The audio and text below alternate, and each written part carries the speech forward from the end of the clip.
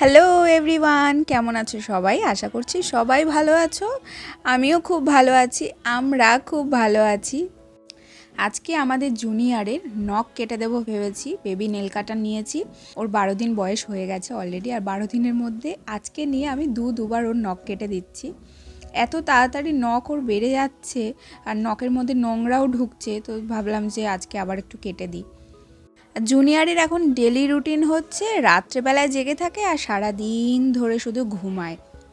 কিন্তু লাকিলি কালকে মানে গতকাল রাত্রে ও নিজেও ঘুমিয়েছে আর আমাদেরকেও ঘুমাতে দিয়েছে, যার জন্য সকালবেলায় ঘুম থেকে ওঠার পর থেকে বেশ ফ্রেশ লাগছিল। তাই ভাবলাম যে চলো আজকে যা কিছু করব আমাদের জুনিয়রকে নিয়ে সেগুলোই একটু একটু করে শেয়ার করি। চলো, আশা করি আজকে ভ্লগ ভিডিওটা দেখতে তোমাদের ভালো লাগবে।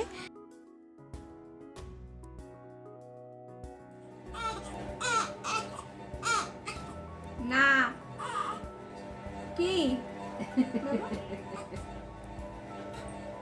এ বুড়া আঙুলে কি নোংরা দেখ, এই এই দেখ এই দেখ এই দেখ। ওর নখ কেটে দিচ্ছি, পরিষ্কার পরিচ্ছন্ন করে দিচ্ছি, কোথায় ভালো লাগবে তা না, দেখো শুধু কান্নাই করে যাচ্ছে। আবার তোমরা ভেবো না যে ও ব্যথা ট্যাথা পেয়েছে, ব্যথা ট্যাথা কিন্তু একদম পায়নি, ও এমনিই কান্না করছিল। আর এখানে দেখো বারে বারে শুধু আমার হাত মানে চেটে চেটে খেয়ে নিচ্ছে। এই দেখো, দেখেছো অবস্থা। মা বদমাইশি করে। অনেকক্ষণ ধরে যুদ্ধ চলার পরে ওর ফাইনালি সমস্ত নখ কাটা কমপ্লিট। যতটা পারি ভালোভাবে কাটার চেষ্টা করি, একটু ভয়ে ভয়েই কাটি, বুঝতেই পারছো। আর এরপরে ওর একটা মেডিসিন ছিল ড্রপার দিয়ে, তো সেই মেডিসিনটাই ওকে খাইয়ে দিলাম।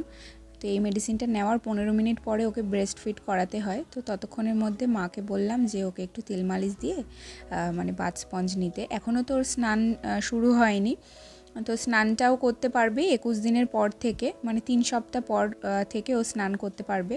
তো আমাদেরকে ডক্টর যেভাবে অ্যাডভাইস করেছেন তো সেভাবেই আমরা সবটা করছি।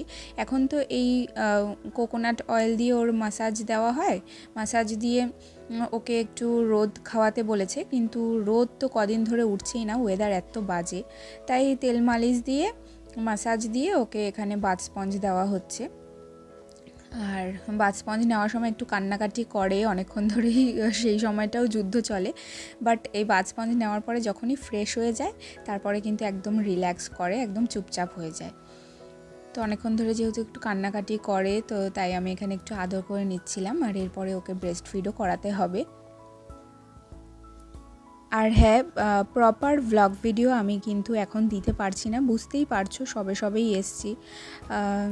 আর নতুন মা হলে যা হয়, রাত্রেবেলায় ঠিকমতো ঘুমও হচ্ছে না, যার জন্য একটু সমস্যা হয়ে যাচ্ছে। কিন্তু তোমরা একজন যারা আমার ভিডিও দেখো এবং কমেন্ট করো, তোমরা বলেছো যে দিদিভাই পুচকুসোনাটাকে দেখতে চাই, আর হচ্ছে ও নিত্যদিনে যেটুকু যা অ্যাক্টিভিটি আছে একটু শেয়ার করো। তাই আজকের ভিডিওটা তোমাদের সাথে শেয়ার করছি। ভালো লাগলে ভিডিও শেষে অবশ্যই একটা লাইক করো, কমেন্ট করো, আমার ভালো লাগবে। তো এখানে ও ব্রেস্ট ফিড করানোর পরে ঘুমিয়ে পড়েছিল, তাই আমি পাশের রুমে ওকে দিয়ে এসেছিলাম। দিয়ে এসে এই বিছানাটা ঠিক করে নিলাম, এই বিছানাটা ঠিক না করলে ভালো লাগে না। আর তারপরে ওকে আবার এই ঘরে নিয়ে আসলাম। আর ওয়েদার তো খারাপ বললামই, আর এত বাজে পরিমাণে মশা হয়েছে না, যে মশারি ছাড়া ওকে রাখা যায় না, আর রাখাটা উচিতও না। তাই আমি সবসময় এই মশারিটা দিয়েই রাখি। আর এরপরে মা আমাকে তরমুজ কেটে দিয়েছিল, তো সেটাই আমি খাচ্ছিলাম। আর ডক্টর আমাকে বলেছে খুব পরিমাণে ফল খেতে, বা ফলের রস করেও খেতে পারি। আর ডাবের জল টল খেতে বলেছে, নারকেলের জল। তো ব্রেস্টে মিল্ক যাতে খুব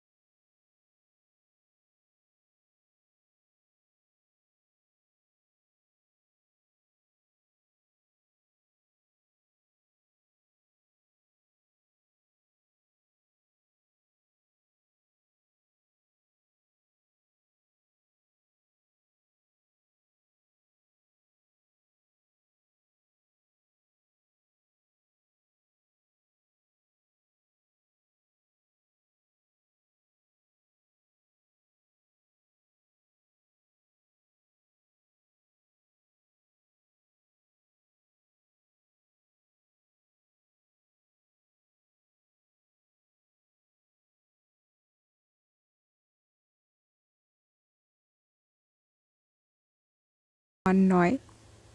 আর যখনই রেগে যায় জানো, নিজের চুল নিজেই টেনে ধরে আর আরও জোরে জোরে কান্না করে। তো বন্ধুরা, আজকের ব্লগটা কেমন লাগলো অবশ্যই কমেন্ট করে জানিও। আর যারা ফেসবুক পেজ থেকে দেখছো তারা পেজটাকে ফলো করো, আর যারা ইউটিউব চ্যানেল থেকে দেখছো তারা চ্যানেলটাকে সাবস্ক্রাইব করে পাশে থাকা বেল বাটনটাকেও ক্লিক করে রেখো। আর দেখা হচ্ছে পরবর্তী ভিডিওতে। সবাই ভালো থেকো, সুস্থ থেকো, টাটা।